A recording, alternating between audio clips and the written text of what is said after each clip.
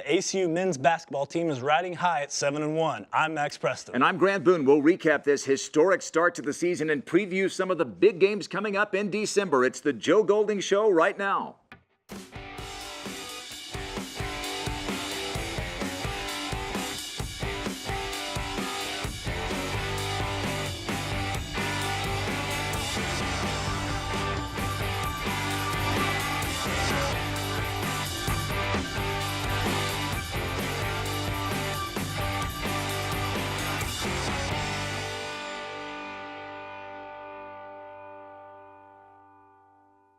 Welcome into our first episode of the Joe Golding Show as we take you inside the men's basketball program at Abilene Christian University. I'm Grant Boone alongside ACU senior journalism major Max Preston and the head men's basketball coach at ACU, Joe Golding.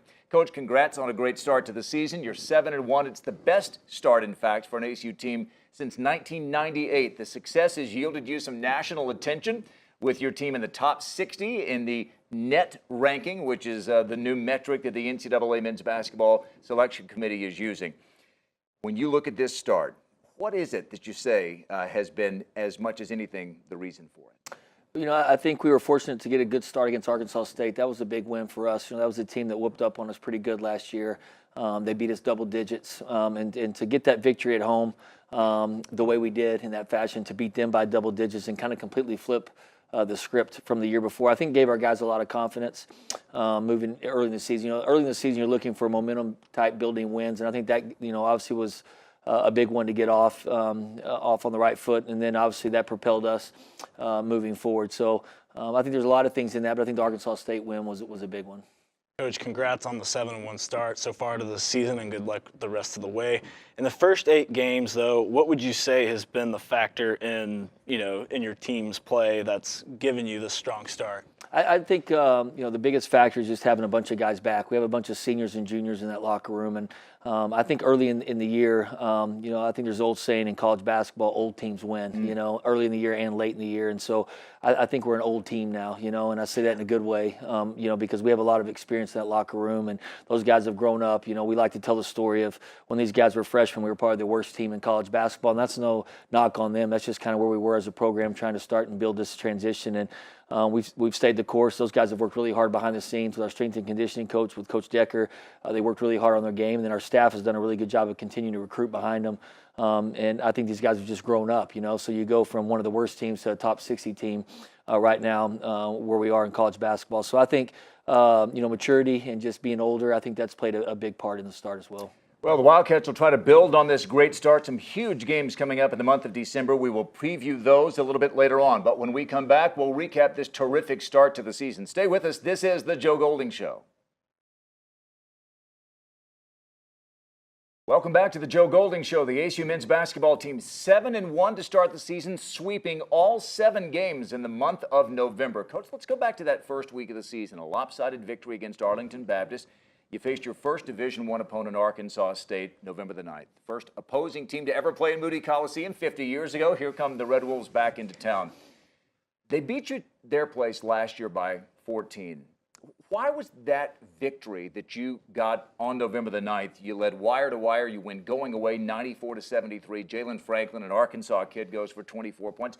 Why was that game circled, and what was the significance of beating Arkansas State? Well, number one, it was our first Division I game of the year, and then obviously the first chance for these guys to get out and play in front of our home crowd and in Moody. And I think that loss stung last year for lots of reasons. We just didn't think we played very well down there. That was the first game of the year last year down there at their place, and we thought it was a game that we, looking back at the end of the year, we thought we didn't play our best. So I think that kind of propelled us. You're always looking for a momentum change. You know, a couple years ago it was New Hampshire who had beaten us, and we were going to their place early in the year. And so I think we kind of had that circle through the spring and the summer as a game that we wanted to get off to the right foot. And I thought our guys, obviously we played really well in that game. And I think that was kind of jump-started the season for us. So, Coach, after the win, you get a tough Denver team at their place. This is a team that barely lost to nationally ranked Kansas State by only 8 points. However, you get a career night out of Peyton Ricks. He scores 23 points, and you get the win. Is this win in their place a booster for your team's confidence? Yeah, I think that was another big step, and you look at Denver, I don't know what they've done this last week, but they've had 2 or 3 guys hurt. Roskid hasn't played in 3 games. Klefka, their big 4-man, was really good, and so they lost a couple. I know they lost to Seattle and Fairfield without 3 of their starters, so I think in time it will show that Denver's a really, really good team on tape. We thought they were very veteran. They're old. They got a bunch of seniors in their lineup. They started 5 seniors. And to go into their place, after the Kansas State game and what they had done on national television against Kansas State, and to win on their floor, again, I think just kind of propelled us that, hey, we're doing things the right way. Let's trust the process and continue to build. But anytime you can get a big road win early in the year, I think that's really good. And I think that helped us moving forward into the Pacific tournament. You're always looking for momentum-building wins. And that tournament was out in Stockton, California. University of the Pacific, a member of the West Coast Conference. We'll talk about that game in just a second. But they were hosting this Thanksgiving tournament. You began with a Thanksgiving Day game against Elon, a great 3-point shooting team. You said you loved the way they played offensively, Elon, as an opponent. But your team made 11 out of 18 3-pointers. Peyton Ricks and B.J. Maxwell combined to go 7 of 10. I want to ask you about 3-point makes because they jump out at you. It's a big momentum builder for a team when they make a 3. But usually it's because isn't it because your team is able to get it inside first in that possession, then kick it out? Not every 3 is the same, is it? Right. Our team is built this year, and we're still building it. I think every team is built by the end of December. You want to really have a good feel for your team. But I think we're starting to get a feel for our team, and it starts with our inside game, and it all depends on how people play us, and so if people want to take Jelani and Jaren and Colton and Farquhar and those guys, Clay and Joe, those guys away inside, then Ricks and BJ, Damian Daniels, Trey Lennox, those guys have got to be able to hit wide open shots, and these are the shots that they work on every single day in practice. We kind of switched up our offense moving into this year, and we're doing some different things, and I like it because these are the shots they're getting are shots that they work on every day, and because of that, I think they're hitting a higher percentage. What I'm also really proud of our team is, we don't dictate who's going to get the shots or where we're going to get those shots. The defense dictates that, and it's how opponents want to play us. If they want to take away Ricks and BJ in the outside game, then our inside guys have to be ready to step up and be able to score against one-on-one. If they're going to take away our inside, then our guys have to be unselfish enough to throw it back out and hit wide open shooters. And I think we've done a great job of that early in the year. Yeah, in fact, you're top 15 in the nation in 3-point field goal percentage. It's not by accident. Right, and I think as long as we continue to buy into that, and I think we have, again, an older locker room, a more mature locker room. I think that helps with the buy-in. The old saying, too, when you're a freshman, all you want to do is score, and sophomores are, I guess it's freshmen, all they want to do is play. Sophomores want to score. When you're a senior and junior, you just want to win, and I think our guys understand that there's a way that we play, being unselfish, and when you do that, depending on how they want to take away, I think it helps you win games. Yeah, so after beginning that tournament with a win, you get the host, Pacific University. Coming into the game, you're an underdog because you're in their arena. However, you get 22 points out of Jelani Friday, 20 out of Jaren, and the last play of the game, probably the best one of the season so far, Jalen Franklin hits the winning shot at the buzzer after Pacific failed to go ahead themselves with their possession. What's going through your mind during that play, and what's this win mean for that team? Yeah, I thought it was a huge win. Anytime you go beat a West Coast Conference team on their floor, it's a big win for your program. And so they're a team that's going to win a lot of games. They're very talented. They've got a lot of really good players. In fact, their coach was pretty good as well, And so a little bit better numbers than I did as a point guard at Abilene Christian. But I think, Max, you go back to that last play. What's so important, Grant and I have talked about this behind the scenes, is we built a lead, we got back, and then they fought back. There was a ton of punches being thrown back and forth and momentum plays. But when you go to that last play, it was the stop before Jay Frank's shot. We get a big stop on the road, and you look at how we rotated over to stop the shot, and then Jay Frank rotates down to get a hand on it, and then Ricks just out hustles the guy to go get the ball. It just meant more to Peyton than the other guy. And I think that, again, is an older locker room and guys that know the little things win games. Everybody's going to look at Jay Frank's shot, and I love the ball in Jay Frank's hands late in the games because he's going to force help, and if they don't help, he's going to be able to get to the rim or make the shot, and if they help, he'll make the unselfish pass. But it was Ricks's loose ball. It was Jay Frank rotating down, Jelani owning the ball screen, Jay Frank, rotating down, getting a piece of it, and Ricks out hustling the guy to go get the ball that won the game. And those are little things that separate you from being 7-1. and 4-3 or 3-4 right now. And those are the things our guys are doing. Absolutely. And I love the fact that Jelani, as you mentioned, rotated over, really, he didn't block it, but he affected the shot, certainly. And they had some success driving to the basket in the second half. But just learning within the game was a great moment. So then you come back, and you have a chance to win 3 games in 48 hours. You play UC Riverside, not the prettiest game that either team has ever played. Probably feeling the effects of a third game in 48 hours. 24-22 at halftime. It's like no shot clock, no three-point line. And yet you find a way to win 60-48. Jelani Friday didn't score in the first half, wound up with a double-double, 10 points and 10 rebounds. What did it tell you about your team, or what maybe most impressed you about that hard-fought victory? Just said it was an ugly win. You've been around me a long time. There's pretty wins, there's ugly wins, but the bottom line, you got to get a win. And there's games that just go that way. There's no flow. The shots aren't going in. Legs are tired. It becomes a toughness type game, and it's an ugly game for people that might be watching it. For coaches like us, I love it. Because it tells you a lot about your team. And if they can fight through some adversity and fight through it's all mental, between the years. And so we knew that going in. I told you going in, I thought Elon was the best team. The way they played as far as togetherness and the way they worked together. I thought Pacific was the most talented, and I thought Riverside played the hardest. And that's scary on the third game, when you go play a team that plays the hardest, because you knew that Riverside was going to do that regardless of what game it was. And so I was proud of our guys for being able to match how hard. I don't think anybody played harder than us in that stretch in those 3 games. And so I was really, really proud of our guys for being able to go in there and when we challenged our guys. We won that tournament in Vegas a couple years ago with 2 games. 2 games, yeah. But we've never won a classic with winning 3 games. And so that would be the first time in a program. And when you're building something in new and in Division I, you always look for opportunities like that. And right now we have a lot to do some new things, and that was the first time for us to do it. And I thought I was proud of our guys for doing that. And no offense to those teams you beat there, but not on the same level as the teams you beat. It was different. The competition is definitely it's higher competition and higher competition. 3 really good teams that I think we'll show later in time, and 3 different styles of basketball. So I think I put our program on the map. I think anytime you can go, you want signature type things to build a program to get recognition, and I think we definitely got some respect amongst the country and amongst people in our conference when we were able to do that. Yeah, so you come back for a single home game against Howard Payne, and you cruise to a 90-53 win. You then have to go back to California and play Pepperdine, and you end up getting your first loss of the season in that game. But, when you go to California Thanksgiving week, you come back to Abilene for less than a week, honestly, and then you go back to California. That loss has to be due to a lot of fatigue, right? We're not going to make excuses, but I think it is tough. I don't think it was probably the smartest schedule when we put it together. It sounded great to go out in Malibu and look out at the Pacific Ocean, but I'll be honest with you. It was nice. It was a beautiful view. It was a lot better than the way we played. But I will tell you this. The reason we did it, we've been trying to play Pepperdine for years. Yeah. We've been trying to get this game. It was a lot like Lipscomb, and games are hard to get, and unfortunately, the downside, the better you get, the harder it is to get opponents to come play you. And we've been working on Pepperdine for a long time. We couldn't ever get the game, and we were thankful to Marty Wilson, their previous coach. He finally agreed to do it. The only problem was they would only do it on this date, at this time.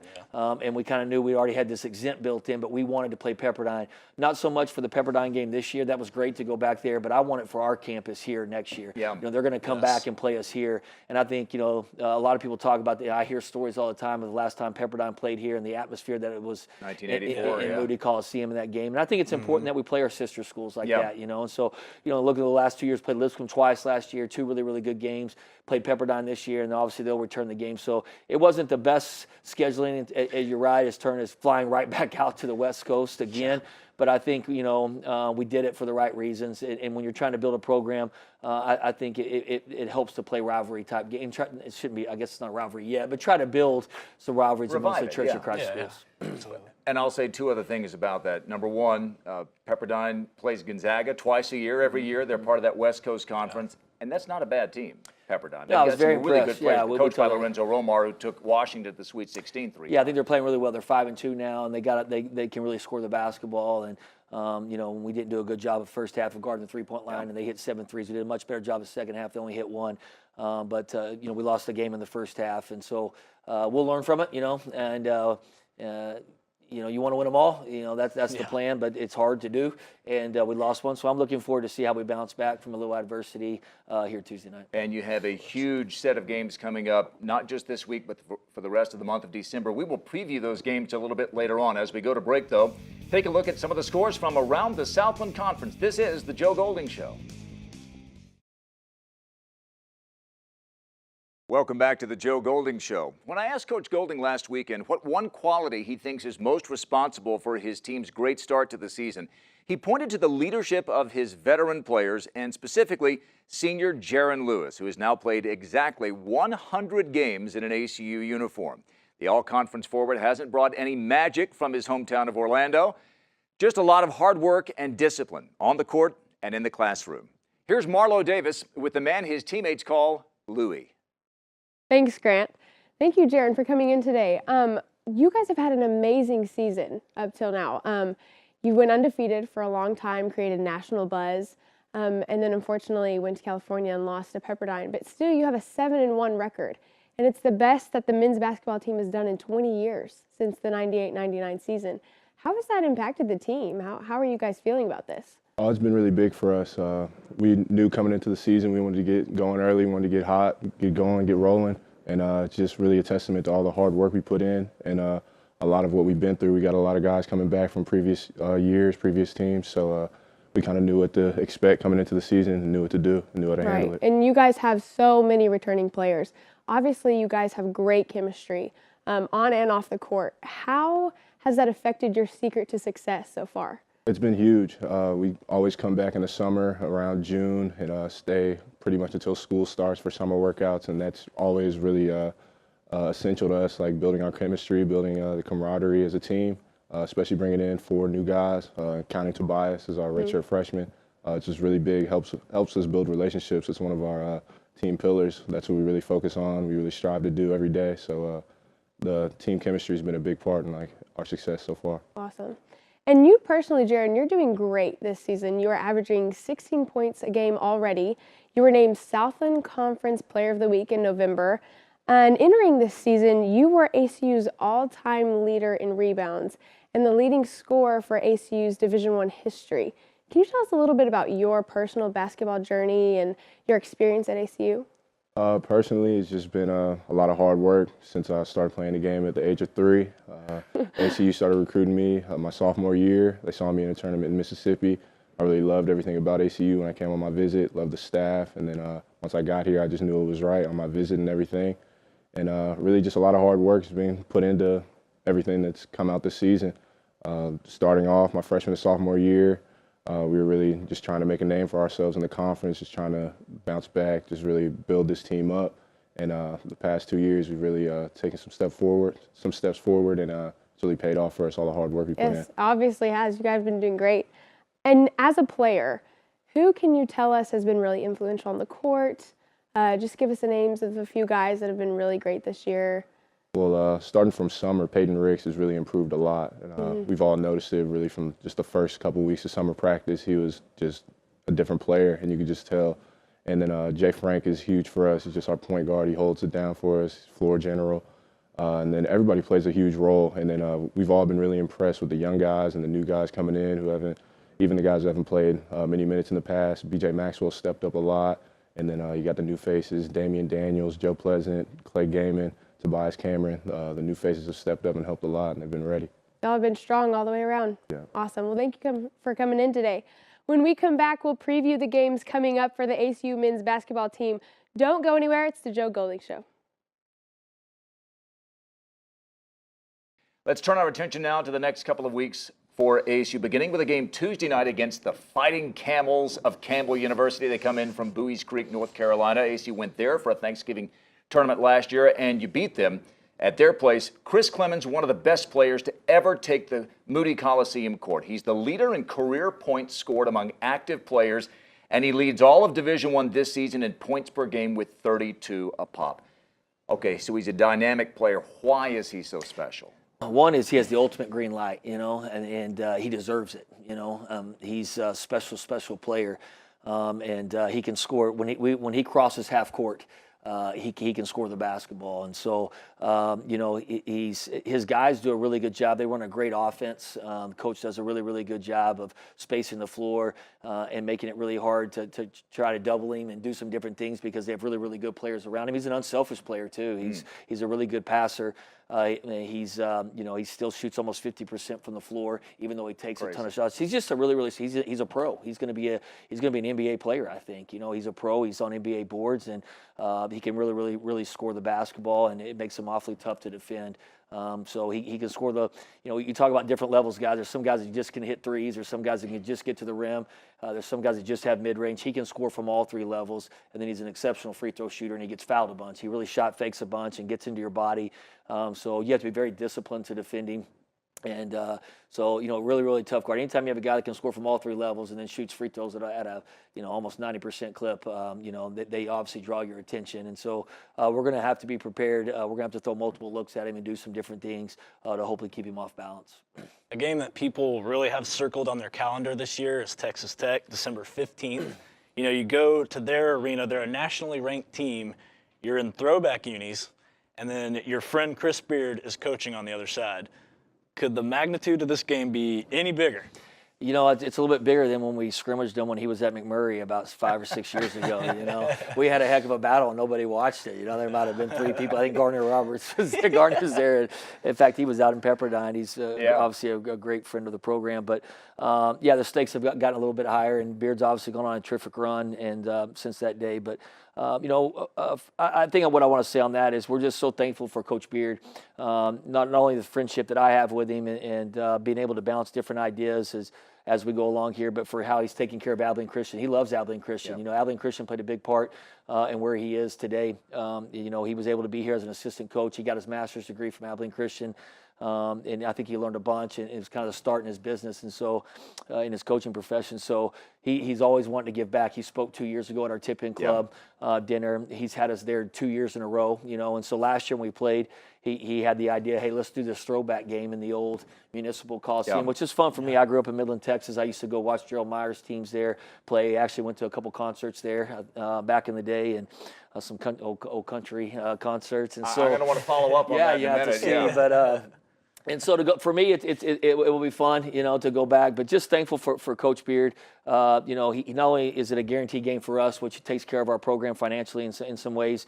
He also bought our throwback uniforms as part of the contract, and so he's just he's really been a blessing to our program in that deal. It makes sense. It's 2.5 hours away, and he doesn't have to play us. He could go play anybody else. But so we're thankful that the uniforms got in. We got the jersey tops. We don't have the bottoms yet. Fingers crossed they get in, but they look great. And to honor the legacy of the past, we have a great past in men's basketball. Yeah, it was back in the 60s, 70s, and 80s a little bit were the kind of the glory days, but we're going to honor that, and we're going to talk about that, and we're going to play with some pride when we put on those uniforms, and I'm excited to wear. I think a lot of people have flashbacks to the days of the golden days. Yes. Do you have a throwback suit you've got ready? I don't, but I saw those Sager suits going around the last week. So we might do something maybe, like that. Or maybe you let me borrow your purple shoes. Yeah, your I've purple got a purple shoes or you your can purple borrow. jacket. 40 long. So it should not be minimized, by the way. We talk about the best start since 1998. Coach Beard was a part of recruiting some of those players who had that great ACU run in the mid to late 90s that propelled the Wildcats to a Division II playoff run. All right. Specifically, it's all fun and games until you tip the ball off, and you have to play Texas Tech. This is a team that last year went to the Elite Eight for the first time ever, first time in school history. And they were a great defensive team last year. They were 13th in the nation in field goal percentage defensively. They're number 1 this year in the nation in field goal defense. So we can say they're a good defense. How do they do it defensively? Well, I think Coach Beard would say this as well. Number one, they take care of the ball offensively really, really well. They don't turn the basketball over, and they really make you work on that end of the floor. They run a motion offense. You have to guard multiple screens. They move the ball from one side of the floor, so they wear you out on that end of the floor. And then on the other end of the floor, Coach Adams is on their staff, and I think Coach Beard gives him a ton of respect for what he does for the defensive side of the ball and a ton of ownership in that. Coach Adams, I'm not there at every practice. I'm fortunate to seen a couple of their practice, but I know Coach Adams. For guys familiar to the Abilene Christian program back in the Lone Star days, Rick Cooper, who was known for his tough defensive teams at West Texas A&M. Coach Cooper learned from Coach Adams. Coach Adams is just one of the best defensive minds in college basketball, and he's been that way for years. He's been with Coach Beard along this run that they've been on, and I just think he does a great job with them defensively. And then they're so athletic, they're so long, they switch multiple spots, they switch 1 through 5 at times. I haven't seen them. I got to watch them once or twice, a little bit, 10 minutes there or so on national television, a couple times when they played Memphis and when they played I think it was USC, but they're doing the same type things. They make it so hard. And they take things away, and you don't get anything easy. And so you not only do you have to work on this end guard, you go on this end and you got to work, and you don't get anything easy. You have to really earn everything you get against them. So that's kind of the program that we're trying to become, and I think we're getting there. We've taken steps in that direction. I've been really proud of our defense this year up to this point. We've made some changes. Coach Tanner runs our defense. I give him a ton of ownership in the defense. Obviously, trust Coach Tanner. He's been with me through the whole time here, and has a defensive mind on that side of the ball. And he's gone back to kind of his roots and what he likes. And we're pressuring the basketball, and we're defending the rim a little bit better. And we've defended the three-point line really good. Take away Pepperdine, in the first half, and so, when you defend the three-point line and you can defend the rim, you can win games in college basketball, and we've done a good job of that in 7 of our 8 games. So, Coach, a month from now, you open conference play with New Orleans. At that point, you kind of start over, you go 0-0, and, whoever has the best Southland record gets the top seed in the tournament. So, in this next month of non-conference play, what do you want to see your team achieve or improve as they go into Southland? Yeah, we just met with our staff. What's crazy, Max, is this time of the year and the way the schedule is built, we haven't had any time to practice at all. It's like we had great practices leading up to the Arkansas State game, and then we went out to Pacific, and we haven't practiced since, it seems like, And so I'm looking forward, here, since we got home from Pepperdine. We obviously have the Tech game at Tech, but that's a quick travel. It's 2.5 hours on a quick bus trip there and back. So we don't have to get on a plane until we go play SEMO, and then it's Christmas break right after that. So I'm really looking forward to this next 3 weeks right here to be back in Abilene, and really get back to practicing and work. There's a ton of things that we've got to get better on, and this is an important time of the year to get better on those things and refine some things that you were doing well early that slip up when you just playing game after game after game after game. And so you got to really watch your team on fatigue, through travel. And there's a ton of stuff we're watching. In fact, before the Pepperdine game, it didn't do us any good, but we went back and watched all 3 Pacific games and broke those down and watched tape with our guys just to try to, because if you don't take care of the little things, those things become big things, and that's what happens when you play so many games in a row and you can't practice. So I think you hit it. That's a great point. I think you can practice so much early. You have 30 practices in 42 days for your first game, and then all of a sudden it seems like you just start playing games. And at our level, you have to go play these exempt tournaments, financially to make some money and do some things. There's 2 ways to skin the cat. You can go play in exempt tournaments, or you can go play a bunch of guarantee games. And so, when you play in these exempt tournaments, those 4 games are a lot when you count the non-Division I game as part of it. So I'm looking forward to get back on the floor and practicing. I'm sure our guys aren't, but I am. Guys, they want to play. They want to play games, and that's what they love to do. But I like our team. Our team knows we got to get back to practicing. They know that there's some things we got to work on, and so that's what I'm fired up for in December, is kind of to get back to who we were, redefine some things, and then work on things. Real quick on the non-conference, you play so many different styles of basketball. You play different teams that guard you different ways. Pepperdine did something that no one had done before. As UC Riverside did some things, Pacific did some things. So then you have tape on that now to go back and say, okay, so the next time we see this is how we can attack that, or this is what we can do. And so I think that's where the month of December to clean those things up moving into conference play. It is a huge month of marquee matchups in the month of December, and AC will try to build on this great 7-1 start. Then conference play begins before you know it. Coach, thank you. Play well this week. If you're anywhere near Lubbock, Texas, in a week and a half from now, you're going to want to join us at Municipal Coliseum before they tear it down, both teams in throwback uniforms. That's going to be Saturday, December the 15th, tip-off at 6 p.m. Hope you enjoyed this first episode of the Joe Golding Show, and hope you'll join us next semester as we resume. For Coach and for Max, I'm Grant Booth. Thanks for joining us.